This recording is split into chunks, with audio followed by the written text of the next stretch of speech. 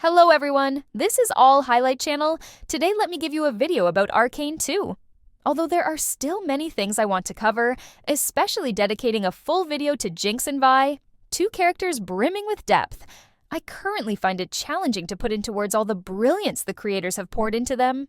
Characters like Jinx, Vi, Caitlyn, and others carry so much thought and emotion from the people who brought them to life. If I were to discuss them in a shallow way, it wouldn't do them justice.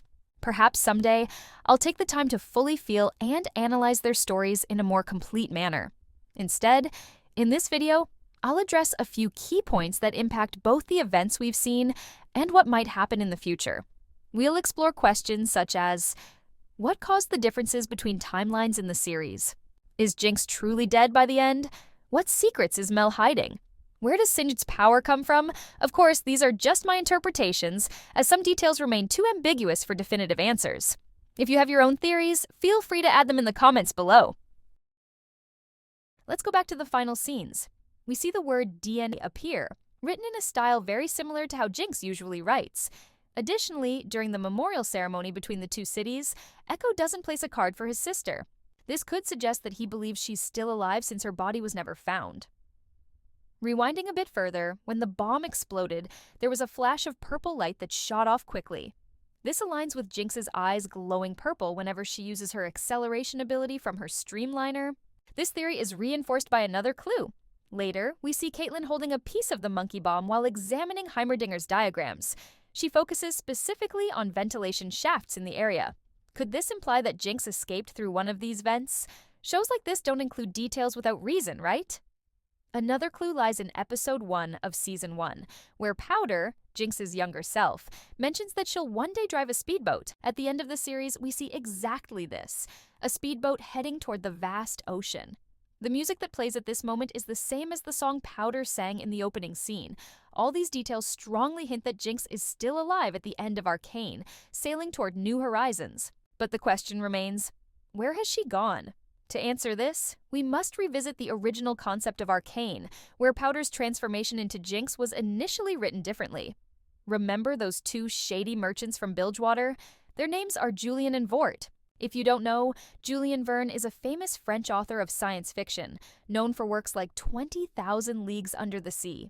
The submarine in that story, the Nautilus, inspired the champion of the same name in League of Legends. In Arcane's original script, Powder stows away on a ship heading for Bilgewater after episode 3. There, in her rage, she screams endlessly for 30 seconds and begins her transformation into Jinx during the time skip between episode 3 and 4. In this version of the story, she survives in Bilgewater, and that's where she picks up her pirate-like pants, a piece of clothing that seems out of place in Piltover and Zaun. This detail makes it clear that Jinx must have traveled to Bilgewater at some point, even in the finalized version of the show. The speedboat at the end heading toward the open sea further reinforces this theory, as Bilgewater is a fitting destination for someone like Jinx. In conclusion, Bilgewater is the most likely place where Jinx ended up. Its chaotic, lawless nature suits her character perfectly. As for what's next, we'll explore that later in the video. Next, let's dive into another intriguing mystery, Heimerdinger's role and his significance in Arcane's timeline. Heimerdinger, despite being a familiar face, remains an enigmatic character throughout the series. Surprisingly, the show does not delve deeply into his past, such as his traumatic experiences that led to his rejection of magic and his establishment of Piltover as a haven for progress. In the series, his role feels diminished, and his departure from the council seemed abrupt and underwhelming. However, looking closer, there are hidden details that may explain his significance. The 1,128-day mystery. When Heimerdinger meets Echo, he mentions having been in a parallel timeline for 1,128 days. This peculiar number immediately caught fans' attention.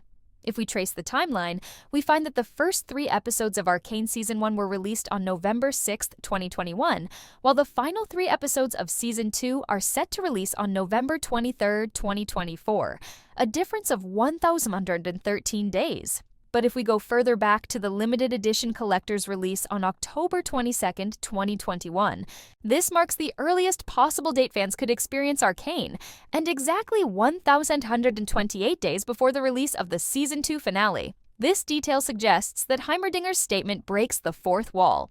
He's hinting directly to the audience that he's been part of this story from the very beginning.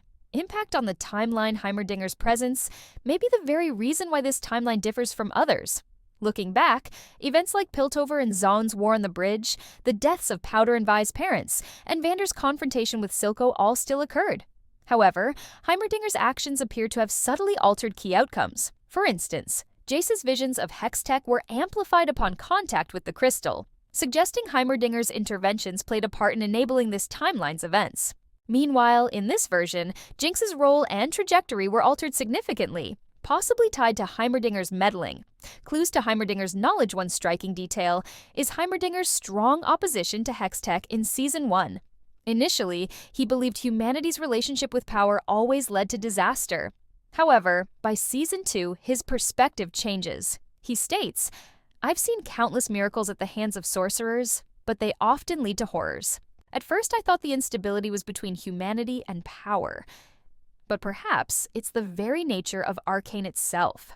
This shift implies Heimerdinger has a deeper understanding of arcane magic and its connection to catastrophic events.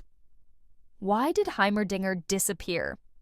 The question remains, why did Heimerdinger vanish after touching the crystal anomaly? Earlier, both Heimerdinger and Echo interacted with the anomaly without harm. Why then did Heimerdinger face such drastic consequences later?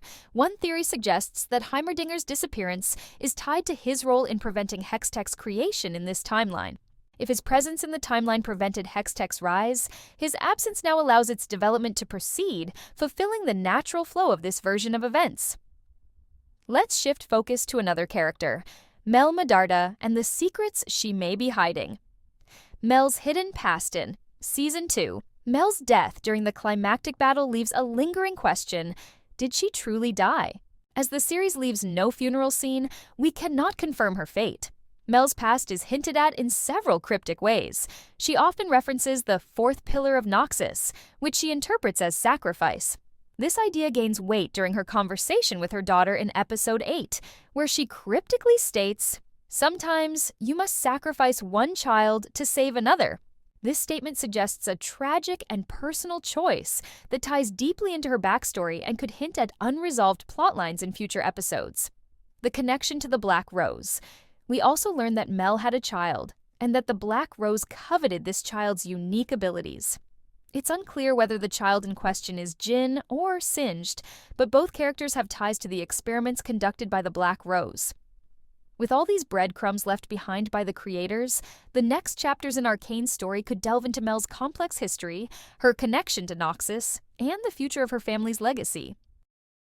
The role of the Black Rose in Mel's sacrifice. As we piece together the story, one theory emerges. Mel may have sacrificed one child to save the other. This is hinted at during a conversation in the series where Mel reveals she had to make a heart-wrenching decision, letting go of one child to ensure the survival of the other. The Black Rose, a secretive and manipulative faction, plays a significant role in this backstory. They seem to have been obsessed with the potential power of Mel's child. It's implied that one of her children might have been captured or killed during their experiments. This could explain why Mel harbors such deep pain and guilt in her interactions with others. Mel and Kindred's symbolism, a fascinating visual metaphor, appears in the series during Mel's near-death moment. As she lies on the shore, a wolf approaches her. This is no ordinary wolf. It represents Kindred, the spirit of death in Runeterra. Kindred embodies two aspects of death: the lamb, who offers a peaceful passing for those who accept their fate; the wolf, who chases down those who run from death. In Mel's subconscious, a child holding a lamb is shown, a sign of acceptance. This could symbolize that Mel's first child, who may have died or been sacrificed, accepted their fate. Mel's tears in this scene reveal her heartbreak over this loss. As the wolf circles closer, Mel's ultimate fate seems tied to her inability to escape death. Her efforts to resist, whether through manipulation or brute force, culminate in a tragic ending, possibly at the hands of her second child. Singed and Mel's obsession with immortality, Mel's dealings with Singed, the deranged scientist, add another layer of intrigue. Her desire to create an army of powerful beasts like Warwick hints at her obsession with defying death. But Singed's creations are uncontrollable, brutal monstrosities. So why would Mel gamble on such a dangerous project? Likely, it wasn't about creating a military force, but rather about confronting her fear of death itself. This obsession might explain her recklessness in pursuing untested experiments. In the end, her desperation and fixation lead to her tragic demise, as she is ultimately defeated by the very forces she sought to control. The ending of Arcane leaves many characters and storylines unresolved, creating a vast potential for expansion in future seasons or spin-offs. Based on official statements from Riot Games and the Arcane creators, Victor and Jace's return, the two characters disappeared at the end of the series, leaving fans speculating about their whereabouts. They might be trapped in another dimension or timeline, with Jinx or another character playing a role in their escape. Noxus's intrigue. Future episodes could explore the politics and secrets of Noxus, focusing on key characters like Swain, Darius, and LeBlanc. This could connect to Mel's backstory and the ongoing struggles within the Empire. The role of Bilgewater. If Jinx truly ends up in Bilgewater, her interactions with the lawless city and its notorious characters could be a highlight of future arcs. The Black Rose's schemes. As one of the most enigmatic factions in Runeterra, the Black Rose could be central to upcoming stories. Their influence over characters like LeBlanc, Mel, and Singed hints at a larger plan yet to unfold. Arcane has ended with many threads still untied, leaving viewers eager for what's to come. With a world as rich as Runeterra, the possibilities are endless. Will Jinx find redemption or further descend into chaos? Can Jace and Victor return and reclaim their roles in Piltover? How will the politics of Noxus and the secrets of the Black Rose shape the future? One thing is certain, Arcane's creators have only just begun to explore the depths of this universe. While we may have to wait a couple of years for the next season, Riot Games has hinted at numerous projects in development, ensuring that we'll have plenty of new stories to immerse ourselves in. Until then, keep speculating and feel free to share your theories in the comments below. Thank you for watching, and I'll see you in the next video. Bye-bye!